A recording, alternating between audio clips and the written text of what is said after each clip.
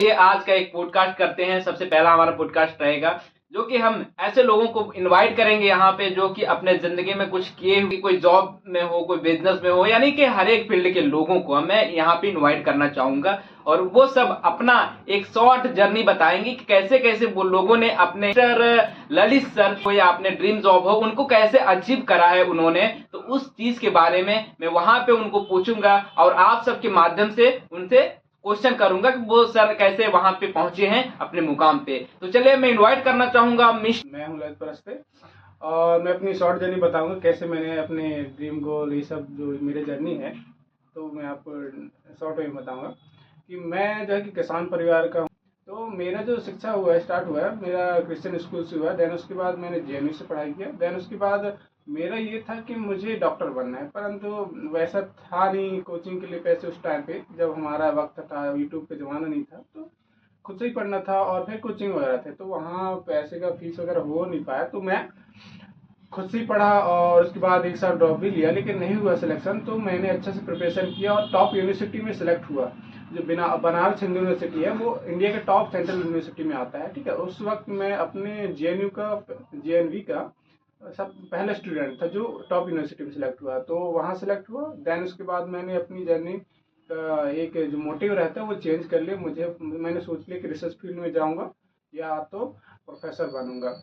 तो मैंने बहुत अच्छे प्रिपरेशन किया और एक ऐसा स्टेज था जब थर्ड ईयर में था ग्रेजुएशन के, तो मुझे लगा कि यार अब तो एमएससी करना है, तो सीटें भी बहुत कम थी, है ना। हमारी जो बीएचयू में कैटेगरी में जो है कि 3 सीटें होती हैं और ओवरऑल 60 सीटें होती थी उस टाइम। मुझे लगा कि मेरा तो उसमें नंबर नहीं आएगा, तो मैंने खुद से ही पढ़ना स्टार्ट कर दिया। उस टाइम मेरे दोस्त लोग कोचिंग करते थे, खुद जाके 25,000 लगता था उनका कोचिंग फीस, मेरे पास उतना भी वक्त नहीं था, तो मैंने खुद से ही पढ़ना स्टार्ट किया। उसके बाद मैंने खूब पढ़ा और मेरा जो ऑल इंडिया रैंक था कैटेगरी में वो सेकेंड रैंक था।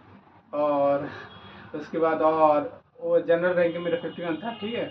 तो मेरा सिलेक्शन हुआ। देन उसके बाद मैंने नेट का प्रिपरेशन किया और 2 बार मैंने नेट क्वालिफाई किया है विदाउट क्या कह सकते हैं विदाउट कोचिंग। मैंने खुद से ही प्रिपेयर किया है और अच्छे रैंक के साथ किया है, ठीक है।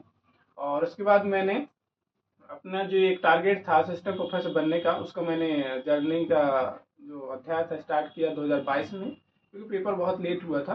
तो मैंने खुद से ही मैंने खुद से ही स्टार्ट किया पढ़ना। और उसके बाद मैंने पेपर का स्टार्ट किया। उसके बाद मैंने मेंस क्वालिफाई किया। देन अभी मेरा इंटरव्यू होने वाला है और मैं असिस्टेंट प्रोफेसर का कोर्स भी चलाता हूँ, स्टूडेंट को पढ़ाता हूँ। जो अभी वैकेंसी आए उसमें स्टूडेंट को पढ़ाता भी हूँ। मैं बहुत छोटा हूँ पर मैं अपने से बड़े लोगों को पढ़ाता हूँ और बहुत कुछ मतलब मैं अचीव करना चाहता हूँ। अभी आने वाले वक्त में मेरा मेरा एक बुक पब्लिश होने वाला है पीवाईक्यू बेस पे, ठीक है। तो मेरे उम्र के हिसाब से मैं बहुत आगे चल रहा हूँ और काम भी कर रहा हूँ। ये मेरी जर्नी का एक शॉर्ट डिटेल डिस्क्रिप्शन है, ठीक है। सर आपने बोला कि मेरी उम्र, अभी आपकी उम्र लगभग 26 होगा। साल है। तो आपने बोला कि मैं अपने उम्र से बहुत आगे चल रहा हूँ, यानी कि उम्र कम है लेकिन काम ज्यादा ज्यादा है। तो सर आपने एक और बात कही कि मेरे में बहुत एक लोअर फैमिली। सर आप ये क्या कहना चाहेंगे जो लोग बोलते हैं कि मेरे पिताजी नहीं पढ़ा रहे हैं, मेरे भैया नहीं पढ़ा रहे हैं और हम इतने बहुत गरीब फैमिली से आते हैं तो हम नहीं पढ़ सकते। तो उनके लिए क्या कहना चाहेंगे कि वो कुछ ऐसा टिप्स दीजिए कि वो लोग पढ़ सकें, वो लोग आगे बढ़ सकें, वो लोग भी ऐसे जो लोअर फैमिली है उनके लिए अब बताइए कि आपने कैसे वहां पे हैंडल किया। उनके लिए मैसेज ये है कि आज का जो वक्त है ये ऑनलाइन का वक्त है, ठीक है। तो आपको बहुत ही कम में ऐसे सोर्स मिल जा रहे हैं यूट्यूब पे और कोर्सेज भी बहुत चलाए जा रहे हैं। तो आप ये नहीं कह सकते कि मेरे पेरेंट्स गरीब हैं तो मैं पढ़ नहीं सकता, क्योंकि बहुत से कोर्स है जो 1,000 2,000 मिल जा रहा है ऑनलाइन। तो आप अपने पे काम कीजिए, अपने से खुद से मेहनत कीजिए, तो आप अपने ड्रीम को अचीव कर सकते हैं। क्योंकि हमने आज तक कोई भी कोर्स परचेस नहीं किया है, कोई भी ऑनलाइन कोर्स परचेस नहीं है, खुद से मेहनत की है। मैंने अपना नेट का प्रिपरेशन खुद से ढूंढ ढूंढ के यूट्यूब से पढ़ा है। मैं झूठ नहीं बोलूंगा कि मैं किसी प्लेटफॉर्म से मतलब सब्सक्रिप्शन लिया हो। मैंने खुद से ही पढ़ाई किया ढूंढ ढूंढ करके, और मेंस का भी तैयारी मैंने खुद से तैयार किया है, ठीक है। तो ऐसा नहीं है, आप बैकग्राउंड को ब्लेम मत कीजिए कि पैसे नहीं है। पेरेंट्स तो आपको जितना हो सकता है सपोर्ट करेंगे। अगर आप ग्रो करेंगे तो आपके पेरेंट्स रिश्तेदार भी सपोर्ट करेंगे, दोस्त भी सपोर्ट करेंगे, लेकिन आप आगे बढ़ना ही नहीं चाहते तो कैसे कोई सपोर्ट करेगा। मेन बात तो ये है, आप खुद से तो कीजिए, मेहनत तो कीजिए, आगे बढ़िए। सबसे बड़ी बात तो ये है। और बात आपने बोला था कि सर मैं बिना कोचिंग 2 बार आपने नेट हाँ, क्वालिफाई 2 बार किया, मैंने एक CSR भी हुआ CSR में। और अभी आपने पहुंचा कि यहाँ पे MP असिस्टेंट प्रोफेसर तक। जी, जी। फिर आप क्या बोलना चाहेंगे और क्या मैसेज देंगे कि उनको भी, जो लोग बाहर गए हैं जाकर के कोचिंग पढ़ाई करते हैं, जैसे हमारे MP में एक इंदौर एक गढ़ बन चुका है, तो वहां पे लोगों ने जा करके 5 साल 6 साल 10 साल तक दिया, लेकिन उनका कुछ हुआ नहीं है। हाँ, तो हाँ, उनके लिए क्या मैसेज देंगे कि जो लोग कोचिंग में किस तरह पढ़ाई करें और अपने घर में अगर पढ़ना चाहें आपके जैसा, जैसा कि आप अपने खुद से करें हैं सारी चीजें, तो आप क्या बोलना चाहेंगे और क्या मैसेज देंगे कि वो लोग वहां रह करके अच्छे कर सकते हैं, और अगर इतना पैसा नहीं है तो आप घर पर बैठ करके किस तरह से तैयारी करें, किस तरह से नोट्स बनाएं, किस तरह से पढ़ें ताकि वो भी अपने ड्रीम जॉब को पा सकें। तो आप अपने से, आपके कोई सीनियर होगा या कोई बड़ा होगा जो प्रिपरेशन तो ऑलमोस्ट किया होगा कुछ ना कुछ, तो उनसे थोड़ा बहुत गाइडेंस लीजिए। तो जो या तो खुद से अगर कोई नहीं है तो ऐसा ज्ञान मत लीजिए कि वो भटका दें आपको। तो आप सबसे पहले कोई भी एग्जाम है उसको सिलेबस उठाइए, उसका सिलेबस कवर कीजिए। यूट्यूब में तो आपको बहुत से मतलब कोचिंग वगैरह के मिल जाएंगे, किसी का ले लीजिए और फिर अपने से पहले तो स्टार्ट कीजिए। सबसे बड़ी बात तो ये है, क्योंकि देखिए पहली बार में किसी को समझ नहीं आता, हमें भी नहीं आया था। हमने अपने जो एग्जाम्स हुए हमको मल्टीपल टाइम रिवीजन किया है, तब जाके वो क्लियर कॉन्सेप्ट हुआ है। तो आप सबसे पहले खुद से स्टार्ट कीजिए। एक बार सिलेबस कवर किए तो आपको प्रैक्टिस हो जाएगा, उसके बारे में पता चल जाएगा। तो उसके बाद आप धीरे धीरे उसको रिवीजन करेंगे तो ऑब्वियसली आप जितना खुद से मेहनत करेंगे ना, उतना आपको कोई नहीं करा सकता। क्लियर कॉन्सेप्ट आपको खुद से ही मेहनत से मिलेगा। तो आप घर पे ही रह के कर सकते हैं, जरूरी नहीं है कि बाहर जाएं। बाहर जाएंगे तो आप एक माया जाल में ही रहेंगे, इधर घूमना उधर घूमना और खाना बनाना। मैं तो जनरली घर में ही रहा हूँ। मेरी बहन खाना बना दिया करती थी और मैं आराम से पढ़ता था, आराम से अपने टाइम सोता था। मस्त अपने टाइम पढ़ाई को मैं टाइम देता था, क्योंकि बाहर रहेंगे तो खुद को बनाना पड़ेगा, है ना, और पैसा भी लगेगा। तो हमारा तो पैसा भी वेस्ट नहीं हुआ ज़्यादा और पढ़ाई भी हो गया। तो सबसे बड़ी बात है कि आप अपने से कोई भी एग्ज़ाम हो उसका पहले सिलेबस उठाइए, उसको कवर कीजिए और अगर कोई सीनियर अचीव किया है तो उनसे थोड़ा गाइडेंस लीजिए और मेहनत कीजिए। बात यही है। बहुत अच्छा।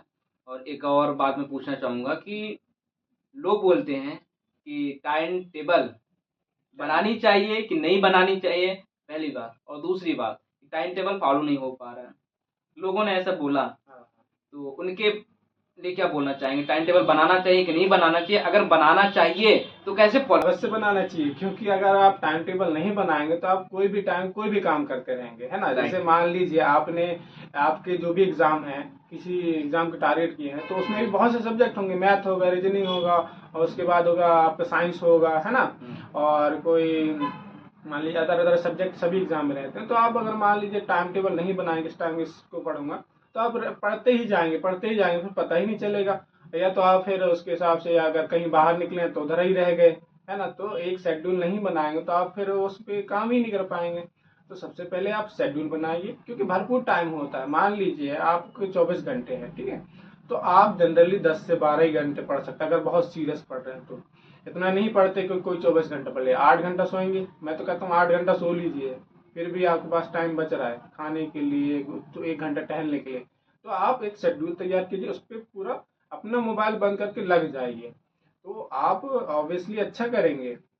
अगर आप फॉलो नहीं हो रहा है तो फॉलो नहीं हो रहा है, इसका मतलब ये है कि आप उसको उस पर ध्यान ही नहीं दे रहे हैं। कोई भी काम कर रहे हैं, टाइम से नहीं उठ रहे हैं, टाइम से नहीं सो रहे हैं, कोई भी टारगेट को मतलब एक सही शेड्यूल पे काम नहीं कर रहे हैं, इसलिए हो रहा है। मैंने तो अपना सही, मैं तो ये करता था कि अपने टाइम टेबल को फॉलो करने के लिए मोबाइल ही बंद कर देता था। मुझे फर्क नहीं पड़ता था कौन क्या कर रहा है, कैसा क्या हो रहा है, मैं तो हार वगैरह में नहीं जाता था। इसलिए मेरा शेड्यूल जो है कि फिक्स था, इस टाइम ये करना है। सभी को ही सलाह दूंगा, आप शेड्यूल को फॉलो करेंगे तो आपको कॉन्फिडेंस बिल्डअप होगा, क्योंकि आप उस वक्त में आपने उस टाइम को यूटिलाइज किया है और जो भी आपके टारगेट होगा वो आप अचीव कर ही लेंगे। जैसे आपने मान लीजिए 1 यूनिट पढ़ना था आपको इस घंटे में, तो आप उस घंटे में ऑब्वियसली अगर आप मेहनत मतलब फोकस से पढ़ेंगे तो कवर हो जाता है। तो आपको अंदर से अच्छा फील होता है कि अरे मैंने आज का टारगेट कंप्लीट किया। तो हर दिन आपका टारगेट वो गोल फिक्स कीजिए, टारगेट फिक्स कीजिए, आप उसको अचीव करेंगे, कॉन्फिडेंस बिल्डअप होगा। आप धीरे धीरे अगर बढ़ते जाएंगे तो ऑब्वियसली आप फिर कॉन्फिडेंस हो कि आप अपने एग्जाम क्वालिफाई कर सकते हैं। कोई भी टारगेट है, जैसे बिजनेस भी आपको करना है, तो अगर आप पर डे का एक वो बनाइए ना, बिजनेस में भी आप करना है तो पर डे का एक टारगेट फिक्स कीजिए, मेरे को ये करना है, ये करना है। अब बड़े तो सभी बनना है, लेकिन पहले आप जो सामने आप वो दिन है वो उस पर काम कीजिए ना। रईस बाद में बनेंगे आप, पहले उस दिन में काम कीजिए, तब आप बन सकते हैं रईस। ठीक है, ये कहना चाहता हूँ। तो आप एग्जाम में भी वही है, बिजनेस में भी वही है। तो सर मैं आपके बारे में सुना हूँ, लोगों ने बताया मुझे जैसे कि आप जहाँ पे पढ़ाई करते थे जी जी। तो वहाँ पे उस रूम में सारे नोट्स चिपका के रखे थे और अपने, अब क्या करना चाहेंगे, दूसरे लोग क्या बोलेंगे कि वो भी ऐसे बना के रखे वहां पे जिससे पढ़ाई की माहौल बन सके और उनका ध्यान वहां पे केंद्रित हो सके और उनके जो सपने हैं ना तो वो बार बार वहां पे जाए, बार बार क्लिक करे, नहीं तू पढ़ तू पढ़ तू पढ़। तो मेरे ख्याल से यही होता होगा। तो आप जरिए बताइए, इनके जरिए थोड़ा सा। ये मेरे मोटिवेशन के लिए था कि मैंने किया है कि मैं अपने जो भी टारगेट रहता है उसमें AIR1 लिखा रहता हूँ, भले ही ना आए। हाँ। क्योंकि हमेशा वो चीज़ नहीं होता। ठीक है, तो मैं ऑल इंडिया रैंक लिखा ही रहता हूँ, तो ताकि मोटिवेशन मिले कि मैं इसको अचीव करूँ। तो मैं उसमें लिखा रहता था मोटिवेशन AIR1। तो ये लगता था कि यार इसे अचीव करना है तो मेहनत करना है, मस्ती नहीं करना है। और ये तो दिवाले में जो नोट्स चिपके रहते थे वो तो इसलिए था कि जो मुझे कॉन्सेप्ट क्लियर नहीं होते थे उनको मैं रिवाइज करने के लिए उनको चिपका रखा था, ताकि जो फ्री टाइम रहता है, मान लीजिए मैंने पढ़ा भी 2 घंटे, उसके बाद मैं सोचता था यार थोड़ा रिलैक्स हो लिया जाए, क्योंकि बैठे बैठे बॉडी भी पेन करने लगता है। तो मैं सोचता था तो उनको देख लेता था, तो मेरा मल्टीपल टाइम रिवीजन वो भी हो जाते थे, इससे मेरे को बहुत बेनिफिट होता था। ये था मेरा रीजन। बहुत कुछ बताया इस वीडियो के माध्यम से और मैं उम्मीद करता हूँ कि लोगों, आप जितने भी भाई देख रहे होंगे इस वीडियो को देखेंगे अभी, तो आप जरूर इनका बताए हुए सिस्टम को फॉलो करिए। जैसे कि यहाँ पर पहुंचे हैं, बोलते हैं ना, अगर एक आप सक्सेसफुल इंसान को फॉलो करेंगे तो आप भी सक्सेसफुल हो जाएंगे। जैसे जैसे सर ने बताया वैसे वैसे आपको भी करना है। जैसे पढ़ाई के स्टार्टअप के लिए जिन्होंने जो भी बताए होंगे, अभी नोट्स के बारे में बताए इन्होंने, और जैसे कोचिंग के बारे में बताया कि जो लोग बाहर जाकर कोचिंग कर रहे हैं और घर में भी आप पढ़ाई कर सकते हैं। उसके बाद जो हमारे मोटिवेशन के लिए यहाँ पे एक दीवालों में चिपकाए हुए थे सर ने, तो वैसे आपको भी करना है। उससे क्या होता है कि हमारा जो ध्यान भटकता है तो वो बार बार वहां पे केंद्रित होता है, उसको देख के मोटिवेशन आता है कि हाँ अरे यार अगर मैं ये नहीं करा तो ये नहीं होगा, इसलिए आपको वहां पे उस काम को करना पड़ता है। तो आई होप कि आप, मैं उम्मीद करता हूँ आपको कि ये वीडियो समझ में आएगा और आप इनके बताए हुए बातों पे खरे उतरेंगे। बहुत बहुत धन्यवाद।